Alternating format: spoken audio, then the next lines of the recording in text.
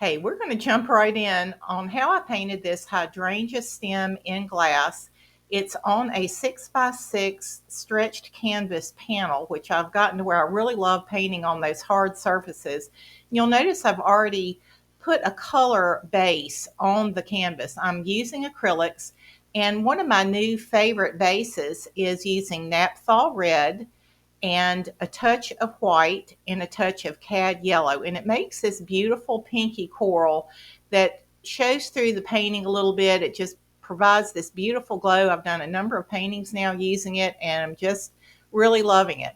I'm using a piece of chalk to get in just a really loose drawing of two hydrangea blossoms and some loose leaves. You'll notice I'm not doing anything very precise. It's very simple, and I think this would be a great tutorial if you're a beginner or a little more advanced.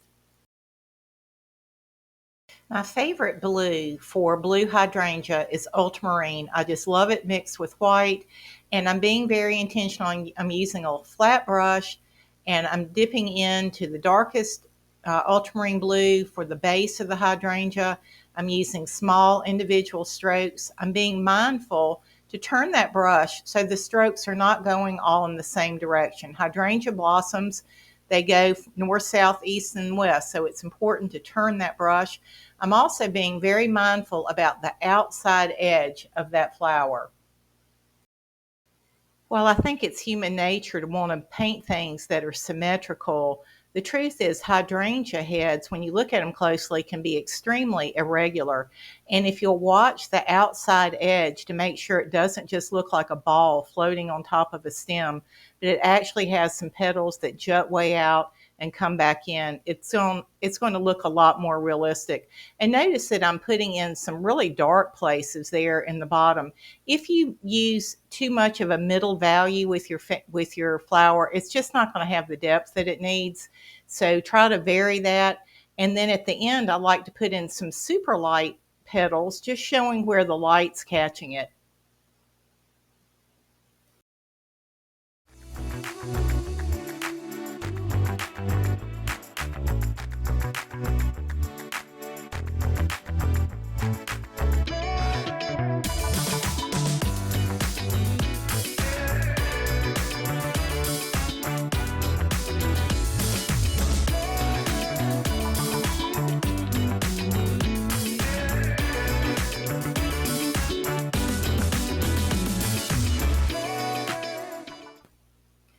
Here I'm making the leaf color. I'm using just a tube olive green, and I've added a little bit of burnt sienna just to gray that down and make it look a little more natural.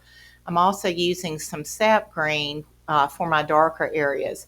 And if you've looked at many of my videos, and there's a little Naples yellow for the lighter areas, but so often I like to really crank up the color and get paintings that are just so lively and so colorful and exaggerated color. But I intentionally wanted this one to look a little more natural. And so that's why I've used the burnt sienna to gray that green down a little bit.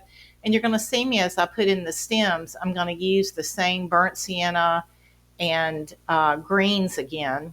Here I'm making the gray for the glass, and I'm using ultramarine blue, burnt umber, and white. This is just kind of my basic standard gray. And I used to, when I was using glass, I would just kind of put in a gray and white over top of the background color. But as I've been experimenting lately, I'm adding more and more colors into the body of the glass, and I'm finding it very beautiful and expressive. Here I'm adding some Naples yellow. And again, I'm keeping really a limited palette.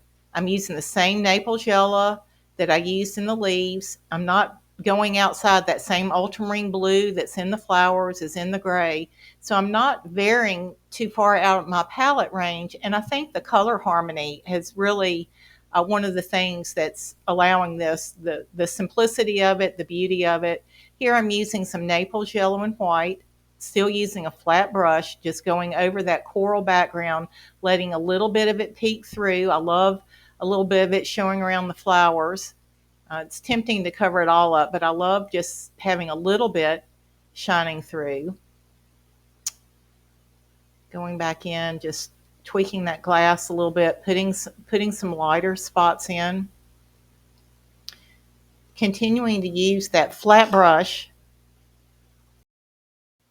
Here I've put in some chunky stems using a base of the burnt sienna and the burnt umber. And burnt sienna can be a beautiful highlight on top of a darker brown. So I've done that. And then I like to exaggerate below the waterline to make the stem look a little magnified and larger and lighter. So that's what I'm doing. I'm adding some green in. I'm adding a little more of that Naples yellow in again, and just trying to keep those stems real natural and not too colorful, not too perky. I don't want that particularly to draw your eye. Here I'm going back over that water line, reestablishing that one more time using that flat brush. And I encourage you not to use just and there I'll drop down to a little round brush to get the back of the water line in, just trying to get that drawing in a little more precisely. But I encourage you not to use just a pure white circle all the way around to vary the color that's on the water line, because it is going to be reflecting different things within the water and the stems and the leaves. I decided to try that Naphthol Crimson, which is the base, with some white, and after I put it in, I decided I didn't like it. It felt too jarring. It felt like it was really calling too much attention. So I just wiped it off, wet a paper towel, wiped it off, and decided to try something else. And this is often, usually my process. I'll try something. If I don't like it, I'll wipe it off or I'll paint over. But that's what has given me so much joy in painting, so much freedom to try different things. And, every once in a while you'll hit across something that you tried and it's like, wow, I love that. And I'll start incorporating it into my other paintings. So I really encourage you to play with this. It's not an exact science. There's no right or wrong. It's kind of like painting a cloud. There are so many ways to interpret it. And glass and water are one of those ways where you can really, as an artist, tap into your creativity and experiment and see what gives the best effects. Here's a close-up of what's happening with that glass. Now I've gone back in with just pure white, and I'm putting in just a few highlights here and there. I'm not putting it everywhere.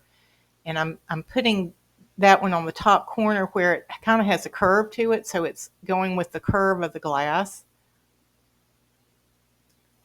Putting in some simple marks to show the division in those leaves. Sometimes I'll do leaves with a whole lot of detail to them, but I'm trying to keep this really simple and loose looking, so I'm really intentionally limiting the amount of detail that's going in. I'm continuing with that flat brush.